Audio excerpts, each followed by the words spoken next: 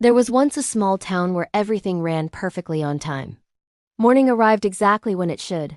Bedtime always came softly at the end of the day, and the town's big old clock stood in the center keeping everything steady. The clock was proud of its job.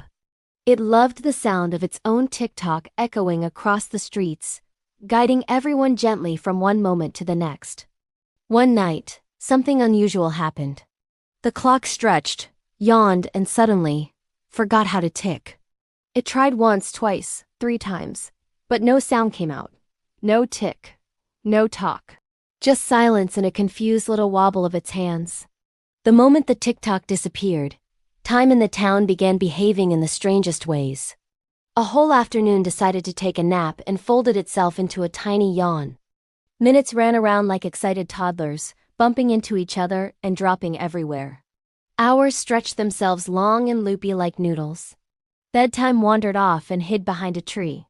And naps started showing up in the middle of conversations, gently settling onto people's heads without warning.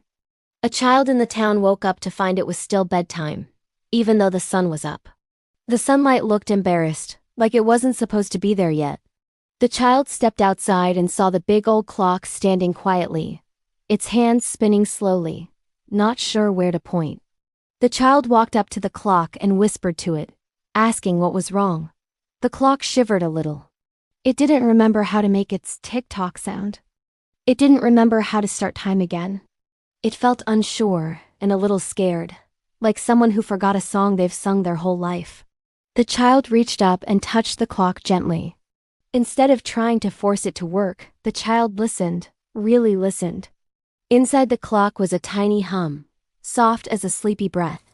The child tapped gently in rhythm with that hum, tap, tap, tap, trying to remind the clock of its old beat. The clock listened carefully. It tried again. A tiny tick peeked out like a shy mouse. Then a soft talk followed behind it, wobbling a little, but still there.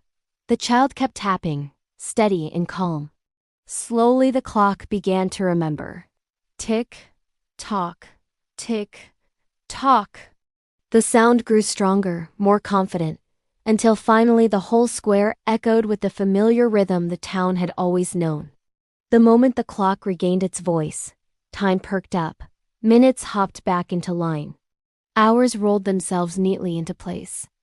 Afternoon yawned awake and returned to its spot.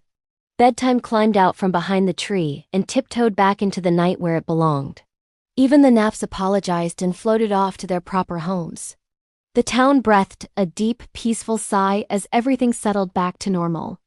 The big old clock nodded gratefully to the child, its hands shining softly under the moonlight.